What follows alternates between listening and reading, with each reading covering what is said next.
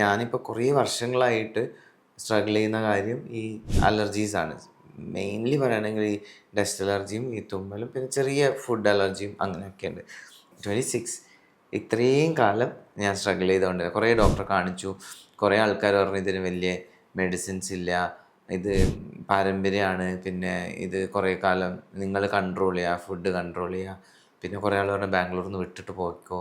But then again ഈ കാലാവസ്ഥ change വരുമ്പോൾ ഇമ്മീഡിയറ്റ്ലി എനിക്ക് മനസ്സിലാവും തുമ്മൽ തുടങ്ങി, ശ്വാസം മുട്ടൽ വന്നു, പിന്നെ മൂക്കടഞ്ഞ്, പിന്നെ തണുപ്പ് കഴിച്ച ഉടനെ, ഡസ്റ്റ് വന്ന ഉടനെ പെട്ടെന്നൊരു വെള്ളം മാറി കുളിച്ചാൽ അങ്ങനെ, പിന്നെ ചില ഓയിൽസ് യൂസ് ചെയ്താൽ അങ്ങനെ. അപ്പോൾ കുറേ നമുക്ക് റെസ്ട്രിക്ഷൻസ്. ആക്ച്വലി ഈ അലർജി പലർക്കും പല രീതിയിലാണത് വരിക. ചിലർക്ക് ഡസ്റ്റാണ്, ചിലർക്ക് ഫുഡിനോടായിരിക്കും, അതായത് ഡയറി പ്രൊഡക്റ്റിനോട് ഉണ്ടാവാറുണ്ട്, നട്ട്സിനോട് ഉണ്ടാവാറുണ്ട്. പിന്നെ ചിലർക്ക് ഈ അടച്ചിട്ട റൂമിൽ വരുമ്പോൾ ഈ ഫംഗസിനോടുള്ള സഡൻ ആയിട്ടുള്ള റിയാക്ഷൻ. ആക്ച്വലി ഇതെന്ന് പറയുന്നത് റീസൺ അല്ല, ഇതൊരു ട്രിഗറിങ് ഫാക്ടേഴ്സ് മാത്രമാണ്.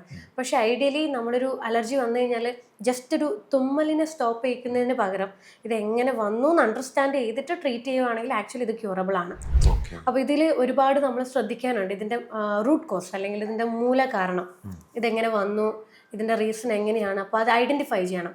ചിലർക്ക് മോസ്റ്റ്ലി ഈ IgE എന്ന് പറയുന്ന ഒരു ആൻറ്റിബോഡി ഉണ്ട്, അലർജി ആൻറ്റിബോഡി. അപ്പോൾ ഇത് കൂടുതലായതിൻ്റെ ഭാഗമായിട്ട്, അത് രക്തത്തിൽ ഇത് കൂടുതലായിട്ട് വന്നതിൻ്റെ ഭാഗമായിട്ട് അലർജി വരും. അപ്പോൾ അതാണെങ്കിൽ നമ്മൾ അത് ട്രീറ്റ് ചെയ്ത് അതിൻ്റെ കൗണ്ട് നോർമലാക്കി കൊണ്ടുവന്നു കഴിഞ്ഞാൽ ആ ഒരു IG ആൻറ്റിബോഡി കാരണമുള്ള അലർജി അവിടെ ക്ലിയർ ആയി. പിന്നെ എന്നുള്ളത് ചിലവർക്ക് ഇമ്മ്യൂണിറ്റി വീക്ക് ആയതിൻ്റെ ഭാഗമായിട്ട് വരും. അത് നമുക്ക് ബ്ലഡ് ടെസ്റ്റിൽ ക്ലിയർ ആയിട്ട് മനസ്സിലാക്കാൻ പറ്റും. അപ്പോൾ ആ ഒരു ഇമ്മ്യൂണിറ്റി കറക്റ്റ് ചെയ്യുക. ചിലർക്ക് just nutrition deficiency, omega-3, zinc, selenium, vitamin D, just ഒരു ന്യൂട്രീഷണൽ ഡെഫിഷ്യൻസി കാരണം കൊണ്ടുവരുന്ന അലർജിയും ഉണ്ട്. അപ്പോൾ ഇതെന്താണെന്ന് ഐഡൻറ്റിഫൈ ചെയ്യാം.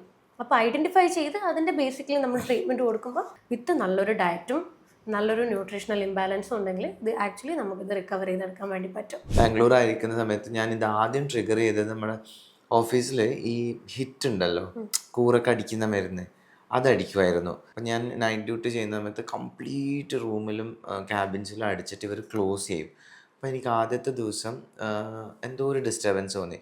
നെക്സ്റ്റ് ഡേയും അത് തോന്നി. ഒരു 4 days കഴിയുമ്പോഴത്തേക്ക് എനിക്ക് വീസിങ് സ്റ്റാർട്ടായി. ആ ഒരു നല്ലോണം വീസിങ് വന്നു. അപ്പോൾ ഞാൻ ഡോക്ടറെ അടുത്ത് കൊണ്ടുപോയി കാണിച്ചപ്പോൾ ഡോക്ടറിൻ്റെ അടുത്ത് ചോദിച്ചു എന്താണ് ലൈഫ് സ്റ്റൈൽ ചേഞ്ച്. ഞാൻ ഒന്നും പറഞ്ഞു. പിന്നെ ഇങ്ങനെ ഓഫീസിൽ ഡീപ്പ് ക്ലീനിങ് ചെയ്യുമ്പോൾ ഇവരിങ്ങനെ, അപ്പം ഡോക്ടറിനും അപ്പോൾ സ്പ്രേ അലർജീസ് വരുന്നത് അതെടുത്ത് നോക്കി. അപ്പം അങ്ങനെയാണിത് ഓൾറെഡി ഉണ്ട്, ബ്ലഡിൽ അലർജി ലെവലുണ്ട്. അപ്പം മുതലാണ് സ്റ്റാർട്ടായത്. പിന്നെ ഫ്രം 2000 എനിക്ക് തോന്നുന്നൊരു 10 മുതൽ ഇപ്പോൾ 24 ആയില്ലേ, 26 ഇത്രയും കാലം ഞാൻ സ്ട്രഗിൾ ചെയ്തുകൊണ്ട് കുറേ ഡോക്ടറെ കാണിച്ചു. കുറേ ആൾക്കാർ പറഞ്ഞു ഇതിന് വലിയ മെഡിസിൻസ് ഇല്ല, ഇത് പാരമ്പര്യമാണ്, പിന്നെ ഇത് കുറേ കാലം നിങ്ങൾ കൺട്രോൾ ചെയ്യുക, ഫുഡ് കൺട്രോൾ ചെയ്യുക. പിന്നെ കുറേ ആൾ പറഞ്ഞു ബാംഗ്ലൂരിൽ നിന്ന് വിട്ടിട്ട് പോയിക്കോ. അതൊക്കെ നമ്മൾ ബാംഗ്ലൂർ ഷിഫ്റ്റ് ആയത്. പക്ഷേ നാട്ടിലൊന്നും കുറച്ച് കുറഞ്ഞു. ബട്ട് ദെൻ അഗെയിൻ ഈ കാലാവസ്ഥ ചേഞ്ച് വരുമ്പോൾ ഇമ്മീഡിയറ്റ്ലി എനിക്ക് മനസ്സിലാവും തുമ്മൽ തുടങ്ങി, ശ്വാസം മുട്ടൽ വന്നു, പിന്നെ മൂക്കടഞ്ഞ്, പിന്നെ തണുപ്പ് കഴിച്ച ഉടനെ, ഡസ്റ്റ് വന്ന ഉടനെ പെട്ടെന്നൊരു വെള്ളം മാറി കുളിച്ചാൽ അങ്ങനെ, പിന്നെ ചില ഓയിൽസ് യൂസ് ചെയ്താൽ അങ്ങനെ. അപ്പോൾ കുറേ നമുക്ക് റെസ്ട്രിക്ഷൻസ്. നമ്മളിപ്പോൾ അവിടുന്ന് ബ്ലഡ് എടുത്തില്ലേ, അത് ഈ ടെസ്റ്റ് ചെയ്യും.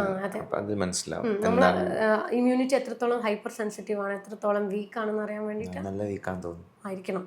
കാരണം പെട്ടെന്ന് ഈ ക്ലൈമറ്റ് മാറുമ്പോഴേക്കും സഡൻ ആയിട്ട് റെസ്പോണ്ട് ചെയ്യുന്നില്ലേ, മിക്കവാറും ഇമ്മ്യൂണിറ്റി വീക്ക് ആവാം, ഹൈപ്പർ ആവാം. അപ്പോൾ അത് ബ്ലഡിൽ അണ്ടർസ്റ്റാൻഡ് ചെയ്തിട്ടാണ് നമ്മൾ ട്രീറ്റ്മെൻറ്റ് കണ്ടിന്യൂ ചെയ്യേണ്ടത്. അപ്പോഴാണ് നമുക്ക് ശരിക്കും ക്യൂർ ചെയ്യാനും പറ്റുന്നത്. ഈസി, നമ്മുടെ ലൈഫ് കുറച്ചും കൂടെ ഒന്ന് വേ ഗുഡ് അങ്ങനെയായി മാറുക. ഈ അലർജി നമ്മുടെ ഈ അബ്ഡോമിനലായിട്ട് എന്തെങ്കിലും ബന്ധമുണ്ടോ? കാരണം എൻ്റെ സ്റ്റൊമക്ക് എപ്പോൾ നോക്കിയാലും ബ്ലോട്ടഡ് ആണ്.